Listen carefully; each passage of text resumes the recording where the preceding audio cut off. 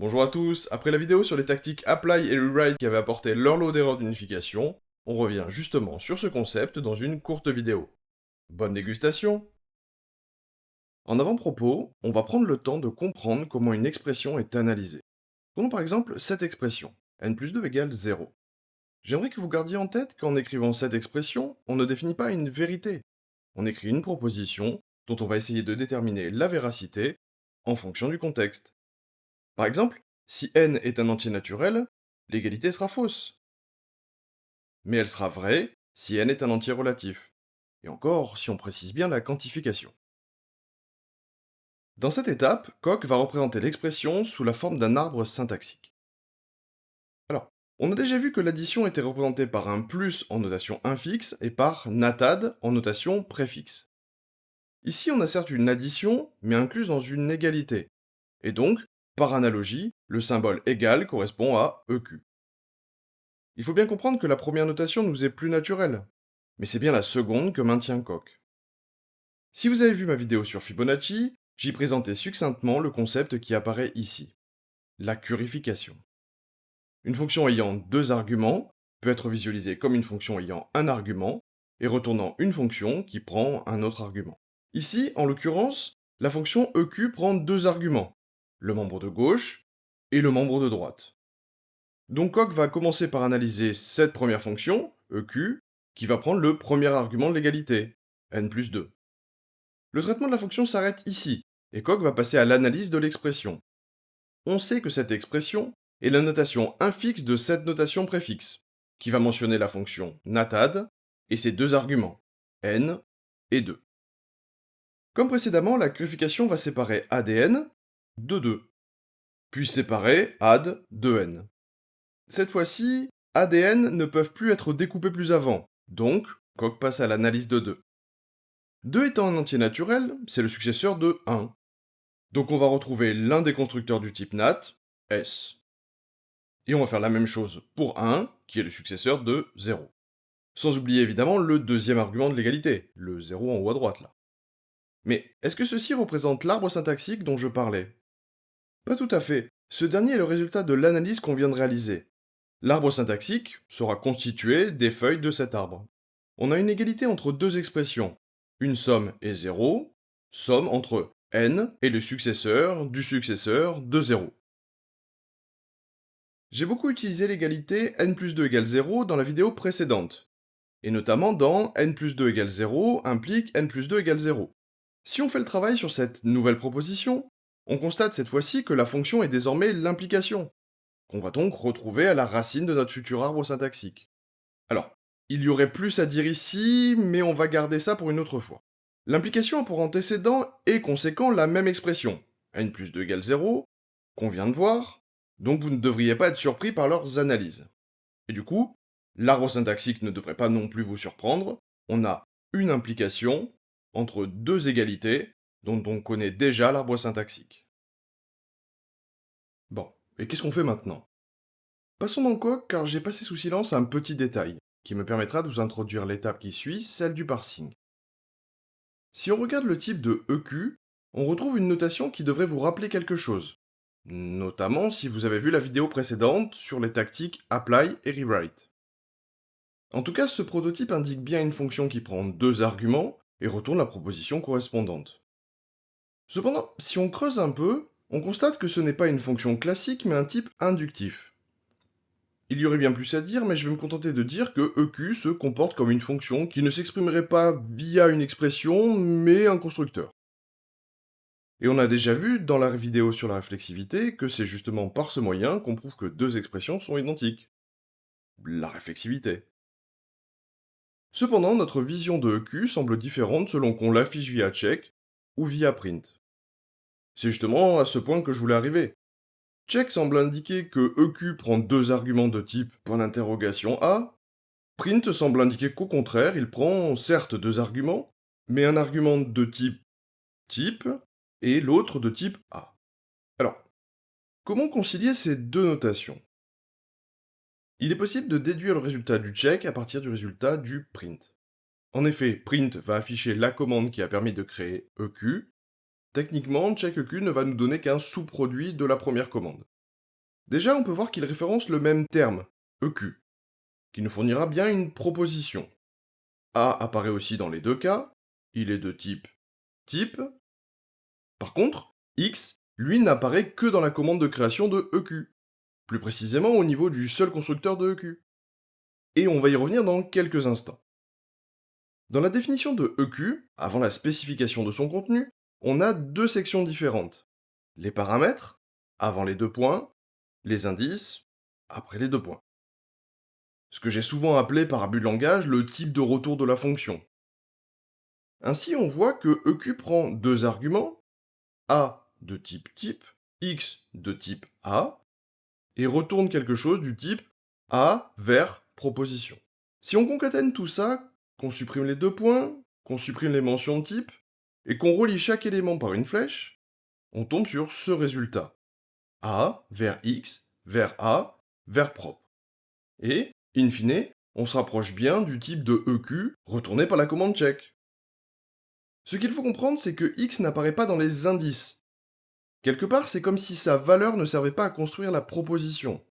C'est un peu contre-intuitif, mais laissez-moi vous poser la question suivante. À quel moment fait-on mention de Y? Je veux dire, Y ne servirait donc pas à construire la proposition X égale Y? Et donc, on va pouvoir simplifier X en considérant que la proposition pourrait être créée indépendamment de sa valeur.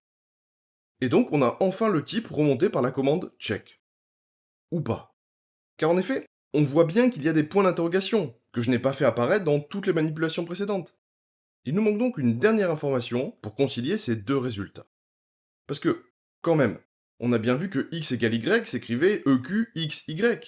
Donc on n'utilise même pas de type pour l'écrire. Et la raison est finalement toute simple. Et on l'a déjà vu sur la vidéo sur les fixed points et Fibonacci. Le type est défini comme un argument implicite. Coq nous permet de ne pas spécifier le type lors de l'appel à EQ. Et en fait, si on veut expliciter le type, il faut préfixer EQ d'un arrobase. Évidemment, ce type peut être n'importe quel type défini dans Coq, comme nat ou z. Et donc, bien sûr que x et y participent à la création de la proposition, mais via leur type, et non leur valeur. Et la notation point d'interrogation indique justement que Coq doit trouver un type pour y qui soit compatible avec celui de x. Et s'ils sont incompatibles, ce n'est pas vraiment la peine d'aller plus loin. Et cette étape de recherche de compatibilité est ce qu'on appelle l'unification. Pour finir, évidemment, les valeurs de x et y participent à la décision finale, et on va utiliser toutes les tactiques qu'on a vues et les autres pour prouver qu'in fine, le membre de gauche et le membre de droite se réduisent de la même manière. En tout cas s'ils sont syntaxiquement égaux. Bref, notre objectif va être justement d'atteindre le seul constructeur de EQ, à savoir EQREF. Et j'ai fait une vidéo entière dédiée aux réductions et à la réflexivité qui pourrait peut-être vous aider. Donc n'hésitez pas à aller la voir, maintenant ou après cette vidéo, mais en tout cas, après vous être abonné, avoir mis un pouce vers le haut et activer la cloche pour être notifié de la prochaine sur Les Vrais Savent. Au regard de ces nouvelles informations, je vais compléter les analyses par l'affichage des types. Ainsi, si on revient à l'analyse de n plus 2 égale 0, on a vu que EQ était la forme implicite et que @EQ était la forme explicite, et qu'elle nécessitait donc un type. Ici, Coq va utiliser le type du premier argument, nat. Par convention, je distinguerai les types en les encadrant. Désormais, il ne nous reste plus qu'à retourner sur Coq pour visualiser une unification. Comme on l'a vu dans la dernière vidéo, lorsqu'on a essayé soit d'appliquer des lemmes à des buts ou des hypothèses, soit d'utiliser des lemmes pour écrire but ou hypothèse, on rencontrait parfois des erreurs comme celle-ci. Pour essayer de comprendre comment cela fonctionne, on va utiliser l'option de debug, tactique unification. Et on va refaire le tour de certaines des commandes qu'on avait exécutées à l'époque, en commençant par la deuxième, car la première est plus compliquée. Et donc on y reviendra plus tard. On avait vu que ce lemme allait s'appliquer puisque le lemme backward a pour antécédent notre but. Et donc Coq nous fournit ces messages de debug qui nous permettent de visualiser le processus d'unification interne à Coq. Le symbole de tilde égal est l'indication que Coq réalise une unification. Chaque ligne correspond à une tentative de Coq d'unifier les termes du lemme aux termes du but. La première ligne est la correspondance la plus macro possible entre notre lemme à gauche et notre but à droite. Comme on l'a vu en préambule, Coq va ainsi créer un arbre syntaxique de chacun et essayer de les faire correspondre. Et quand il va trouver des impossibilités, Coq va essayer de backtrack, c'est-à-dire de revenir en arrière et voir ce qu'il aurait pu faire autrement. Bref, à chaque étape, Coq peut indiquer que les termes sont effectivement compatibles, analyser la syntaxe des termes, revenir en arrière et tenter quelque chose, arrêter l'unification en constatant son échec. A noter aussi que Coq va unifier les expressions en profondeur en commençant par la gauche. Coq va réaliser une analyse syntaxique systématique pour essayer de faire correspondre les membres de l'unification. La notion point d'interrogation quelque chose correspond à la notion de variable existentielle, qui désigne une variable dont la valeur n'est pas connue, mais supposée exister, afin de rendre un terme bien typé ou une preuve possible. Car, j'y reviendrai bientôt, prouver un théorème revient à construire un objet ayant un certain type. Dans la suite, j'appellerai ces variables des métavariables. D'ailleurs, ces métavariables peuvent même représenter des expressions complètes, et pas uniquement, comme dans notre cas, des valeurs entières. Prenons l'exemple suivant. Il est possible de dire qu'une telle métavariable existe via la tactique E existe. Le premier E voulant évidemment dire existentiel. Désormais, on peut fournir à Coq une valeur correspondant à cette métavariable, via la commande instantiate. Et la valeur fournie est l'expression complète d'une fonction, pas d'un nombre. Pour terminer vite fait, on réduit les expressions et on constate que le but est atteint. Revenons donc à notre application du lemme backward. Alors, j'ai repris dans cette carte mentale toutes les lignes de la sortie de Coq, et on va essayer de les dérouler une par une, de manière aussi claire que possible.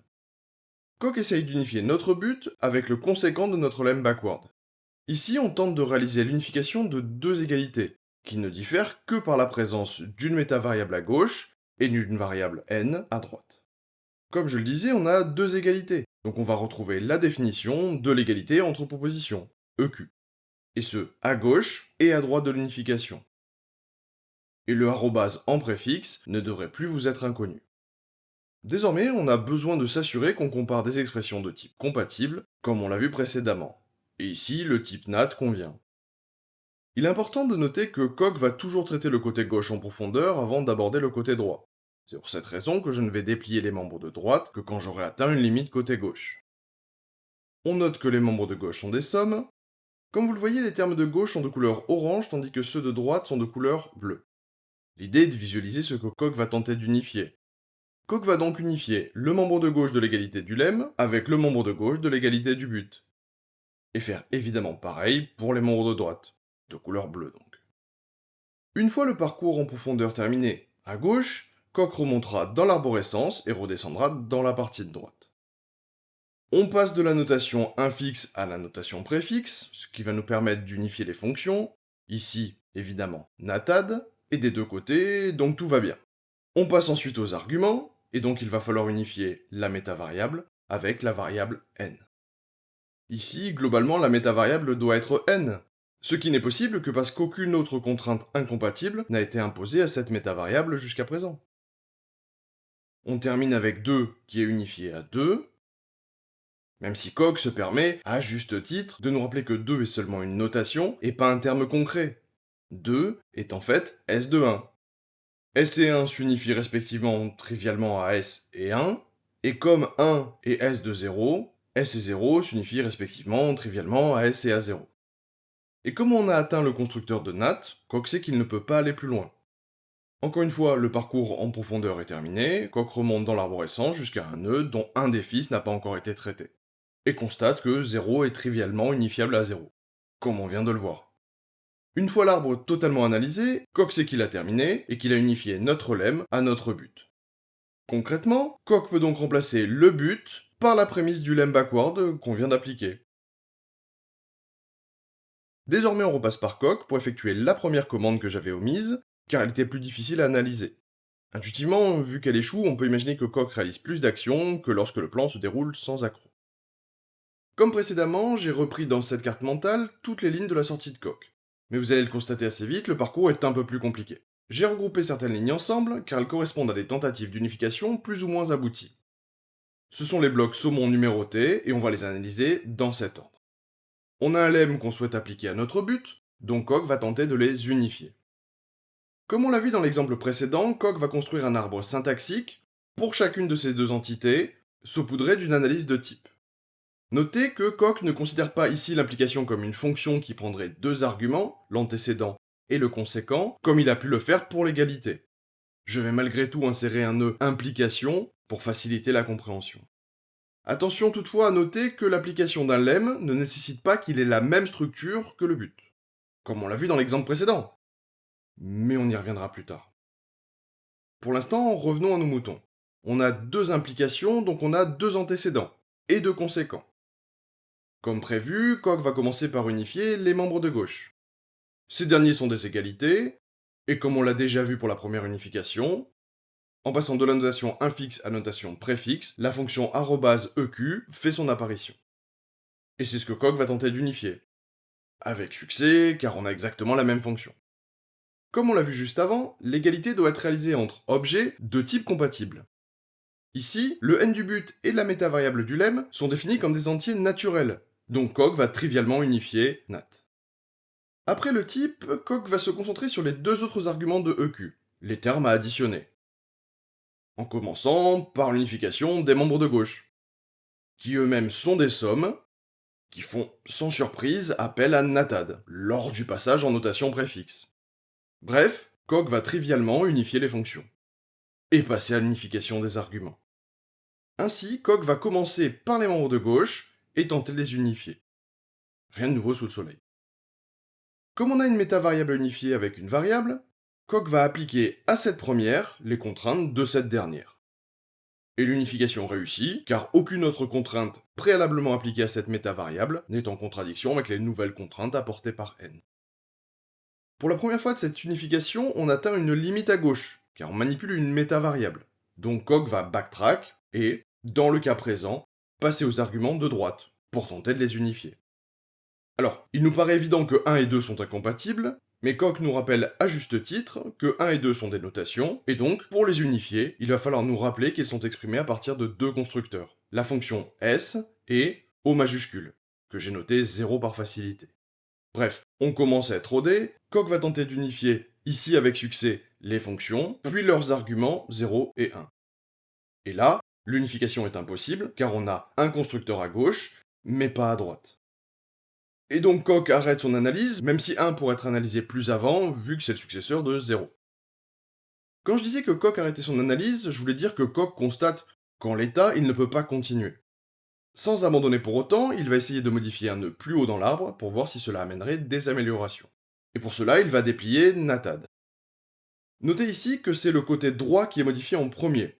Intuitivement, on se rend compte qu'il est plus efficace de réduire ce côté, puisqu'il correspond au but et qu'on va forcément y trouver des valeurs plus concrètes que les diverses métavariables côté lemme. Au passage, j'ai indiqué une réduction par une bordure de la couleur précédemment utilisée comme couleur de fond.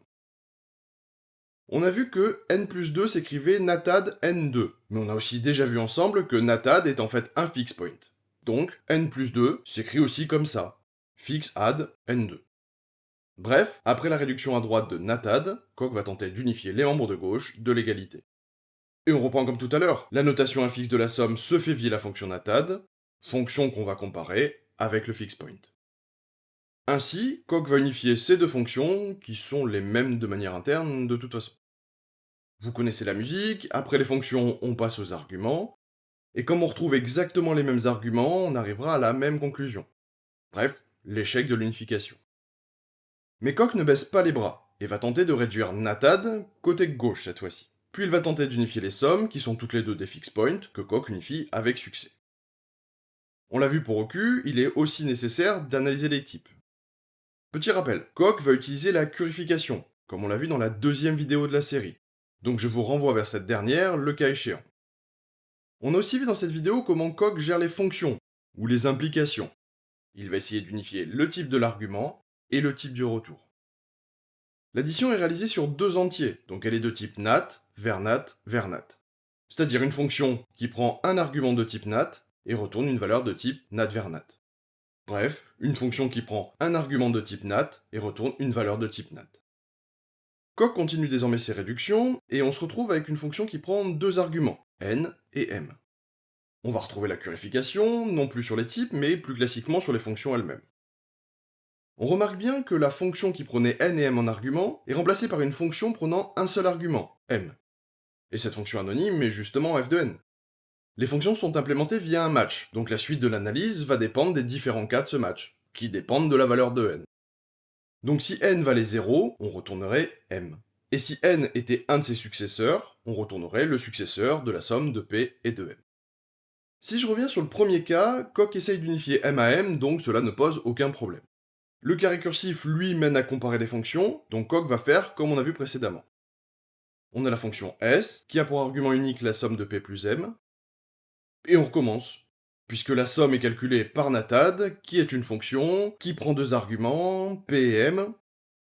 Alors, j'ai arrêté de le dire, mais évidemment, à chaque ligne, Coq unifie membre de gauche et membre de droite, et continue ainsi tant qu'il ne rencontre pas d'incompatibilité.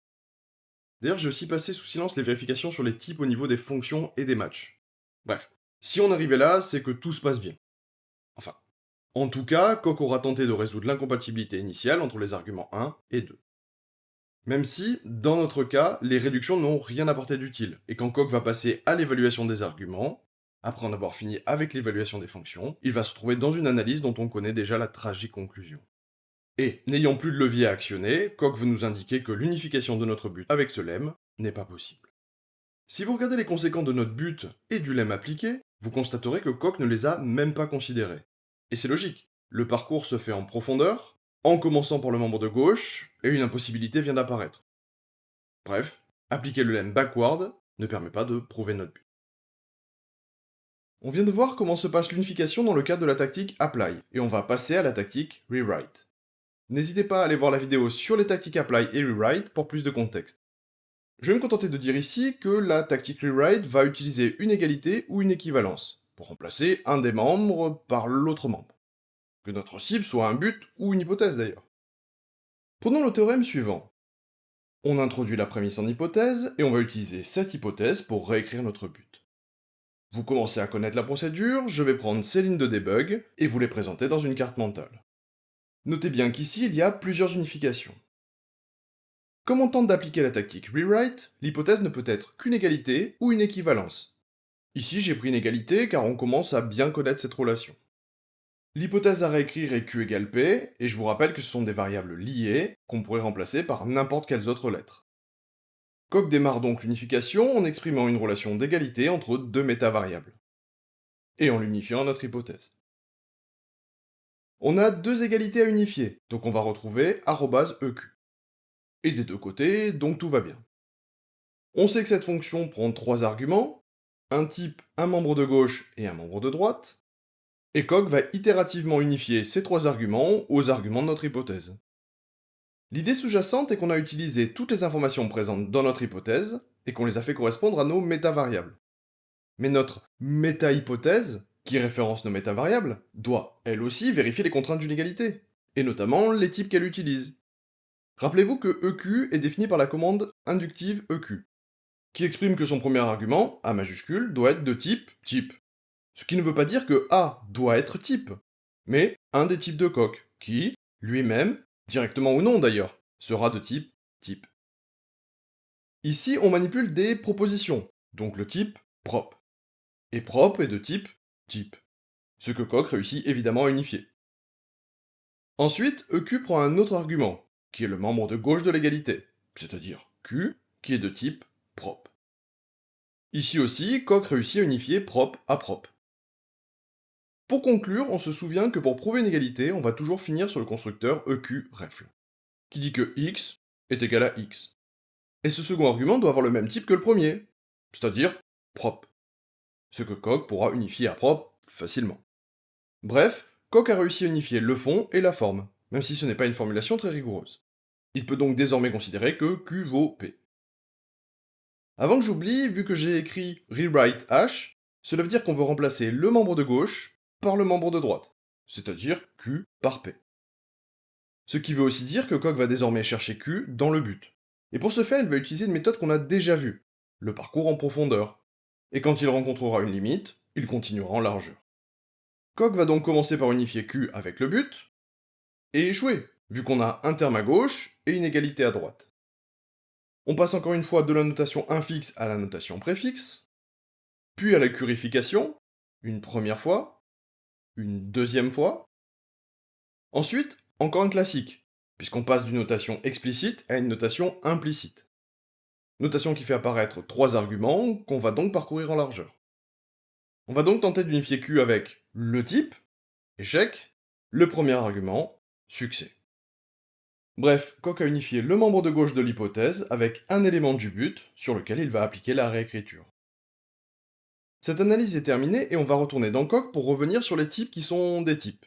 Bref, c'est l'histoire d'un type. Si on revient sur la réécriture qu'on vient de voir, on avait eu cette ligne. Et l'idée est que prop est un type. Un type dont le type est type. Par contre, si on fait la même chose pour ce théorème qui manipule des entiers naturels, on constate qu'on a la ligne suivante. Et c'est parce qu'on manipule des entiers naturels. Donc 2 est de type nat, et nat est lui de type 7.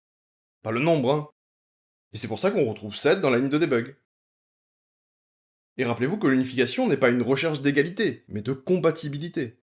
Ce qu'on pourrait résumer ainsi. Bref, on utilise un des types, pas type. De la même manière qu'on utilise le nombre 2 et pas l'ensemble des entiers naturels. Voilà, j'arrête ici. Je ne m'imaginais pas rentrer dans ces détails en début de série, mais je trouvais que certaines explications manquaient parfois de substance. Et Dieu sait que mes vidéos en manquent beaucoup. J'espère désormais que la notation point d'interrogation quelque chose qui identifie les variables existentielles ou métavariables, et le concept d'unification ainsi que les erreurs associées, vous seront plus familiers. Évidemment, je ne vous dis pas le sujet de la prochaine vidéo, sinon je vais me retrouver à faire 40 minutes sur un détail inutile, mais en même temps du coup essentiel. Bon allez, à plus.